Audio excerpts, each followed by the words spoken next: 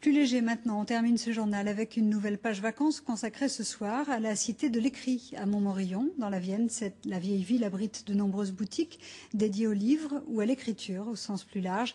En avant pour une visite guidée avec Franck Leroy, Christophe Guido et Philippe Travers. Bienvenue à Montmorillon, c'est une ville dont l'histoire a toujours été vraiment intimement liée à celle du livre, mais à celle également de l'écriture.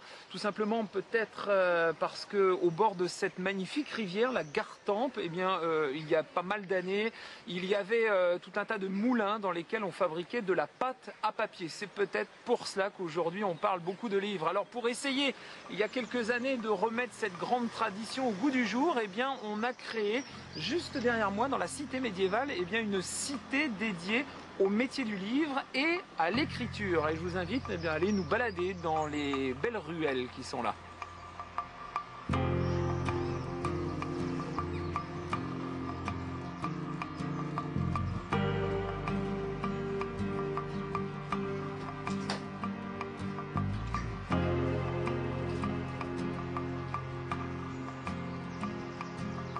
Montmorillon et ces jolies petites ruelles escarpées, ça vaut vraiment le détour. Il y a à lire ici, mais il y a aussi à voir.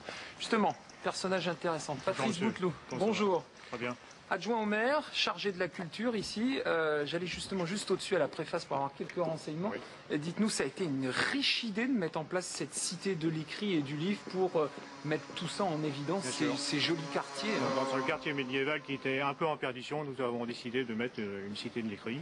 Ça s'est passé dans les années 90-2000. L'inauguration officielle a eu lieu en 2000. Projet structurant avec le département de la Vienne. Et oui, parce qu'il fallait des fonds. Hein. Une commune toute seule ne peut pas supporter ça. Bien sûr. Bon, il y avait aussi des exemples en France, Becherel et compagnie. Et une vingtaine de boutiques en place aujourd'hui. Au départ, nous avions une dizaine de boutiques.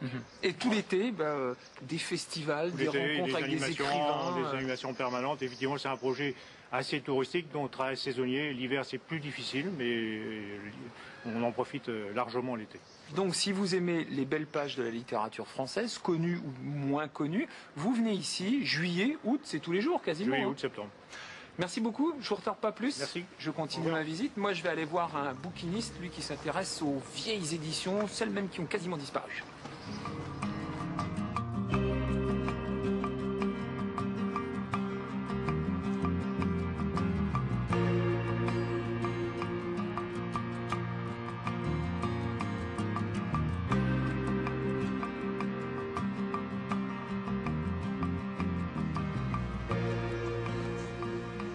Bonjour Robert. Bonjour. Je fais mon petit tour dans Montmorillon, on m'a dit qu'il fallait absolument vous voir. Lui, c'est Robert de Jong, bouquiniste. Hein, oui, tout à fait, bouquiniste. Spécialisé dans une littérature de cuisine. Vous êtes un gros gourmand vous-même? Ah oui, tout à fait, ça se voit. J'ai le profil qu'il faut. Et disons que c'est vrai, au départ j'étais ce qu'on appelle un bouquiniste généraliste, on faisait toutes sortes de thématiques. Et puis depuis quelques années, je me suis spécialisé dans les livres de cuisine, pas spécialement recettes d'ailleurs, mais l'histoire de la cuisine. Je sais s'il y en a ici, combien de volumes? On doit tourner entre 12 et 13 000 livres, rien que sur la cuisine. Alors de la cuisine contemporaine, des œuvres également contemporaines, et puis très vieux livres, vous étiez justement en train de travailler sur l'un d'entre eux. Tout à fait. Ça c'est vraiment, allez, je dirais 18e. C'est fin 18e, non c'est début 18e, on a des livres 17e aussi, 17e siècle bien entendu. D'accord. Et ça c'est début 18e. Je peux me permettre? Oui, je vous en prie. C'est un Massalio, donc c'est une petite étude sur les confitures et sur les liqueurs très appréciées à l'époque, avec évidemment des anciennes recettes très savoureuses. Poire de Roufflet à l'eau de vie. Je sais pas pourquoi d'entrée de jeu je tombe là-dessus moi. Ouais.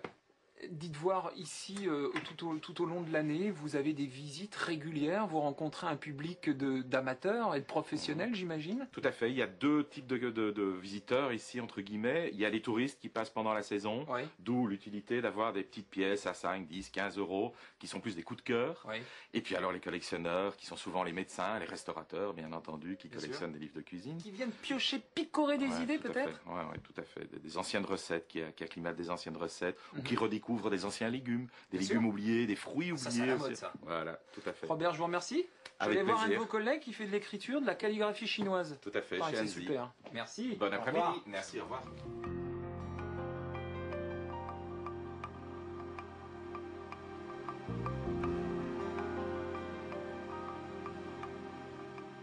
La calligraphie chinoise, c'est quelque chose à partir de 100%, quelque chose de naturel. Déjà, les symboles même, et après les outils même, il y a aussi surtout aussi le langage même. C'est un langage corporel, donc c'est vraiment A à Z, naturel.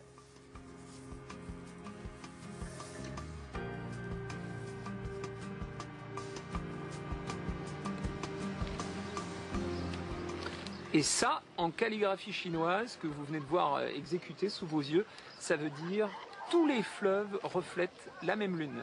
Comme la Gartempe d'ailleurs doit le faire, comme tous les autres fleuves de France. La Gartempe à Montmorillon, où je vous invite à venir pendant vos vacances estivales. À bientôt pour une autre visite en Poitou-Charentes.